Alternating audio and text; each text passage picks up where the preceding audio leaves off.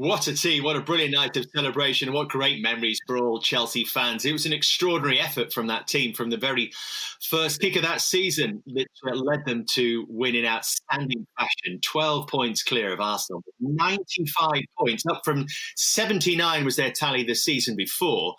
And they set that record for the most Premier League points at that stage, the most wins in a single season as well. But defensively, they were such a fantastic unit. Just 15 goals conceded in the entire season. A new Premier League record for clean sheets as well, 25 from 38 games. One solitary defeat at City, and 4 of their players named in the PFA Team of the Year: Czech, Terry, Robben, and the man who won it for them that night at Bolton, Frank Lampard. And I'm delighted to welcome another member of that squad. Wayne Bridge joins us live on the Football Show. Good morning to you, Wayne. Do we find you well and in good spirits? Yeah, not too bad. First lesson of homeschooling hasn't gone too well, but yeah, I'm all right. I know the feeling, Bridgie. Long day. Listen to Jamie's problems this morning, trying to get his boy motivated. Listen, what about watching that stuff there? I mean, what sort of memories does that bring back for you? Yeah, it made me smile, but obviously I did get a winner's medal, but I think I only played 15 games that season. I picked up a nasty injury. So for me personally, it was great to get a medal, but I didn't feel like I was a massive part of it. I'm sure you'll have watched a lot of it, though. Of course, you were around the team all the time. Just how impressive was that Chelsea side? It was such a leap to go from that 79 points to suddenly 95. I think it was just the mentality of everyone. From the day that Mourinho came in, you couldn't be sloppy. Training was intense. It was just like a game. You know, he would stop training and have a go at you straight away as soon as you'd done something sloppy. And his mentality of winning just rubbed off on anyone. You know, I think he had every player on his side. Even, you know, managers, we all know, will have their favourites, but he had a lot of players that believed in him, and a lot of players he would put his arm around. And even the ones that weren't playing, when they did come into the team, they wanted to play well from him. So he had that in his favour. But the team just... It was every game you'd go out thinking we're not going to lose, we're going to win every game. We speak a lot about that team from a defensive point of view, Bridgie, but what was it like, you know, going forward as well? I don't think it got the credit it deserved with Drogba up front and Duff and Robben. Very exciting team as well. I say that all the time. I didn't ever feel like when we were in training we were concentrating on being defensive. You know, we obviously had a back four and Maka sat in front of us. I felt like that's all we really needed. But when you had the likes of, you know, Robben, he was so good going forward, but he'd also work really hard to get back. You know, the same with Duff. You know, Joe Cole was one as well. I think as a team, we worked so hard defensively together just because we had that in us. But attacking-wise, I just thought we definitely, like you say, we never got the credit. You know, the likes of Robben and Duff, they were great going forward. Joe Cole, you know, Drogba just went from strength to strength, you know, through his career at Chelsea. Just got better and better. Was there a moment, Lamps or as well? Frank was incredible. What about a signing, Wayne, that come to the club when you thought, wow, that's a game changer? That one, that's the one that's going to get us to win the league. I don't think there's any that I thought they're going to help us win the league. But in terms of players that he actually brought in, I thought Paulo Ferreira, the right back, when he came on, I thought he was fantastic, the same as Carvalho, and obviously he had him before, and they knew what he was like. Maka, who was great, just sat in front of the back four. The one for me was Robben. I think we didn't know what to expect, and obviously he was injured at the beginning, and then when he did play, I think the first month he played, he got Player of the Month, and he was just unbelievable. You know, he'd score goals by beating 4 or 5 players. You know, he'd be getting assists. He was the one that stood out for me in the first season. And obviously playing behind him, I was an attacking fullback and I wanted to get around him, but most of the time it's just give him the ball and let him do what he wants with it. Cut inside, bend it in the top corner. Yeah. Wayne, you talk about José Mourinho and how you all loved him, even the players who were out the team. And I could see that from afar in the Liverpool, the connection he had with his players.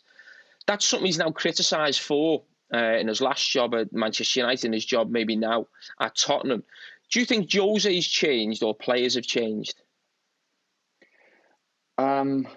I would have a guess at that it's probably the players. I think at Chelsea, like I said, he had a lot of players under his wing. Whereas I think if you've only got a small amount, and you know what it's like in football clubs, when players aren't playing, sometimes they don't even want to put that shirt on and go out and play for you.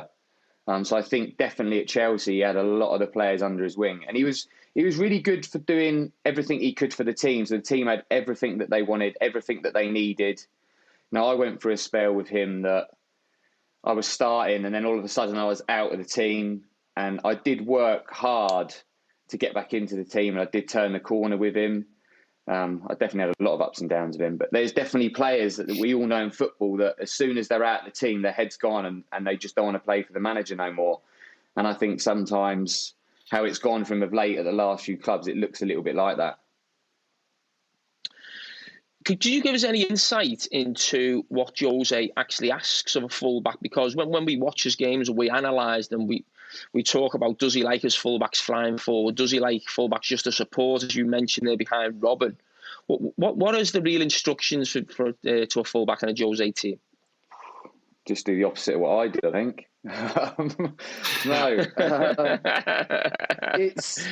It was difficult because when he first come on the scene, we went for 4-3-3. So for instance, if I had the ball, he would go through 2 or 3 options for me. But then he was also say to if those aren't on, you just play, just do what you see. But he would have the team set up, so he would want the fullback to do certain things, make certain runs. But I think he played Gallas in front of me for a long time, and obviously Gallas is brilliant defensively. But I still thought I had more to offer going forward than him. But it just, like I said, it was up and down for me. I thought I was giving him what he needed sometimes, and it wasn't. But I didn't know what that was. I didn't know what it was I wasn't doing to not be playing for the periods of time that I didn't play. Mm-hmm. Sometimes I thought I was harshly treated in terms of if I was dropped from the team and Gally was playing. It was like when Ash first came, I was playing so well. And he was obviously going to play at the end because they spent a lot of money on, but it was against Charlton and I was playing well. If anything, I'd probably say I was one of the better players on the pitch that day. And they ended up scoring and I was the first person to get dragged. So sometimes I think it's how he feels about you and he thinks you're not quite good enough. It's difficult. I found it really difficult at stages. You talk, Wayne, about Maka and his influence on that side, the man we know as Claude Makélélé. So good, of course, that we still talk about the Makélélé role. How did he make that position his own? Just the way he read the game. He was like one of the other, he was like the JTs, the Lampards, the Drogbas. He was like another captain. He was always talking to you. And he was one of them people that he wouldn't shout and scream at you either. He would give you a little G up, but he wouldn't abuse you if you made the wrong pass. But come on, next one, get it right. But he was just always in the right position at the right time. It was a bit like Lamps going forward. He was always there to get them goals. Maka was just always there at the back just to stop anyone getting through to the back four, really. Jamie, I think you played against him, hadn't you, Jamie Redknapp, elsewhere? Yeah, I did. I played against him. He was playing for Celta Vigo. Carragher played that day as well. And he played as a number, I would say sort of 8-10 almost. He played high up the pitch. But the Celta Vigo team at the time had a player called Mazinho, who was a fantastic defensive midfield player. And I have no doubt at all that he would have been a massive influence on how Makélélé ended up playing, because Mazinho was the ultimate Brazilian defensive midfield player. His 2 boys obviously had great careers as well. But he was so good at just sniffing out danger. And Makélélé played in an attacking role, would run forward without the ball, very skillful. And you could see then that he was a supremely talented player. But if you'd have said at that time he'd end up being one of the best defensive midfield players, I wouldn't have believed you. Obviously, then went to Real Madrid. And then when he went to Chelsea, it was the perfect fit, because I also liked in your team, Wayne, when you was Ida Johnson. I think he played such an important role. Ida was so comfortable on the ball. And I remember playing against the team, a couple of times, and it was hard enough marking Frank, but then you also had Ida as well. And those two were just in tandem, getting into the box, both very good finishers and so clever on the ball as well.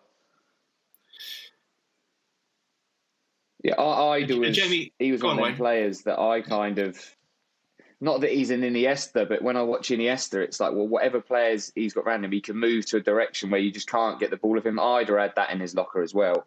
And obviously a great finisher. One thing that stands out for me from Maka is also, as good as he was defensively, he was one of them players that whenever you had the ball, he was making himself open to get the ball off you. You always had an option to give it to Maka. And Jamie Carragher, we've talked before about you as a Liverpool player who was very ambitious yourselves and chasing titles, then seeing Chelsea come in and Roman Abramovich coming in and spending big money in that first year. And then I just wonder, when you look at the list of the players they signed in that second summer, it probably wasn't a galaxy of superstars that maybe we expected. This was José Mourinho's blueprint, I guess, to being successful in England. But did you think, well, what was your impression when you saw this kind of summer of activity?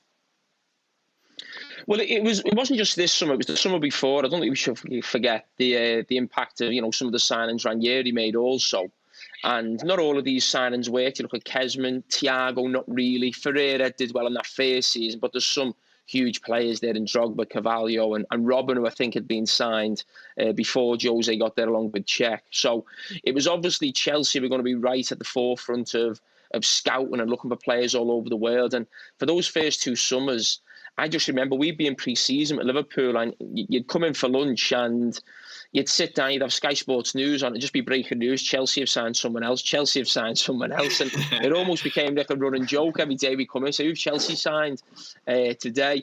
But I think sometimes the actual signings and the money actually clouds how good that Chelsea team was, really, in some ways, because no matter how much money you spend, Jose Mourinho and this Chelsea team won the title on the back of Arsenal being invincible, on the back of Manchester United that summer signing Rooney and Ronaldo, who were the two best young players in the world possibly in that summer, certainly Wayne after the European Championships he'd had in 2004. So to actually come into the league and actually not just win the league, I mean, completely blow everyone out the water, really.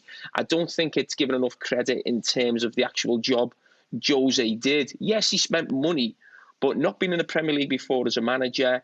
What the other teams had there, Wenger and Ferguson, legendary managers in the Premier League, and the 2 seasons they'd had before, as well, as I said, Invincibles and the signings United made. I thought it was an unbelievable achievement and job that Jose Mourinho and that Chelsea team did.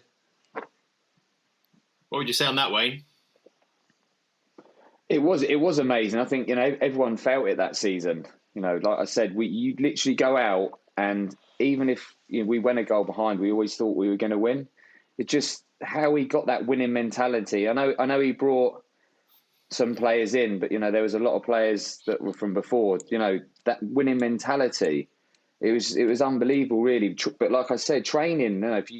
If he had the team that was going to play set up against the team, who's not playing, and the team that was playing the next day went a goal down, he'd be going crazy. He'd go absolutely mental. You couldn't relax in training. I've had it with managers where you go in and it's going to be a nice little day today. It was never like that. It had to be intense. It had to be sharp. And it rubbed off. Everything that he brought to Chelsea rubbed off on all the players that he had there. I think as well, Wayne, it was some of the things that he did. I remember playing against that team, and then someone's come on as a substitution and they've got like something in their hand. And then he's passing a note on to them. Like, I'd never seen that before. It was new, it was fresh, it was different. And these are the things that he bought. Yeah, I get it, mate. But I feel like I've seen that in the manager I had at Southampton, Glenn Hoddle. Southampton, we weren't great at the time, and he came in, and after having Mourinho, after Hoddle, Mourinho reminded me of Hoddle so much. We were playing 4-3-3, the way Hoddle wanted me to play, the way he wanted his wingers to play. His attention to detail. And I've seen Glenn Hoddle bring notes on, send players on with notes at Southampton. So I have seen it before in Glenn Hoddle, and I always thought he was an amazing coach. But I think the main thing that Mourinho did bring is that intense. Everything had to be sharp, because then it just rubbed off on everything you do. I don't think we ever relaxed in a game. Everything always had to be sharp. I think that's the main thing that I see he rubbed off on all the players, and the intensity and and you just went in. He was so confident, and that confidence rubbed off on you.